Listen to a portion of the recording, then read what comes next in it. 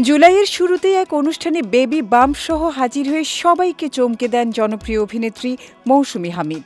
একই সঙ্গে জানান তার বিয়ে ও মা হতে যাওয়ার খবর।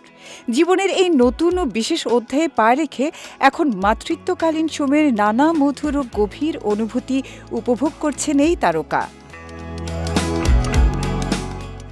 ২২ জুলাই নিজের ভেরিফাইড ফেসবুকে বেবি বাম্পের একটি ছবি শেয়ার করেন নয়া মানুষ খ্যাত এই তারকা। একই সাথে জীবন, নতুন অভিজ্ঞতা আর উপলব্ধির কথা জানিয়ে প্রকাশ করেন এক দীর্ঘ আবেগঘন পোস্ট। পোস্টে নিজের শারীরিক ও মানসিক পরিবর্তনের কথা জানিয়ে মৌসুমী লেখেন, শরীর ও জীবনের অগ্রাধিকার এখন বদলে যাচ্ছে। হতাশা ও পরীক্ষার মধ্য দিয়ে গেলেও প্রতিটি শেষ যে অর্থপূর্ণ নতুন শুরুর বার্তা আনে, জীবন তা আবারও প্রমাণ করল। অতীতের সব কষ্ট ও তিক্ততা ভুলে অনাগত সন্তানের জন্য একটি সুন্দর জীবন গড়ার প্রত্যয় ব্যক্ত করে এই অভিনেত্রী আরও লেখেন, ভেতরে একটি ছোট্ট হৃদস্পন্দন বহন করছি, যা অজান্তেই আজ আমার শিক্ষক হয়ে উঠেছে।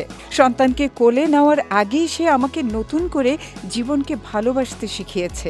তাই ভেতরের কষ্টগুলোর চেয়ে আজ ভালোবাসাকেই অগ্রাধিকার দিচ্ছি।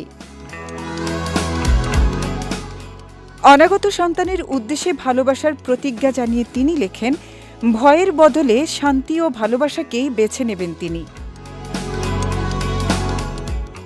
এদিকে ২০২৬-এর মার্চে আবু সাঈদ রানার সঙ্গে প্রথম সংসার বিচ্ছেদের খবর প্রকাশ্যে আনেন মৌসুমী হামিদ।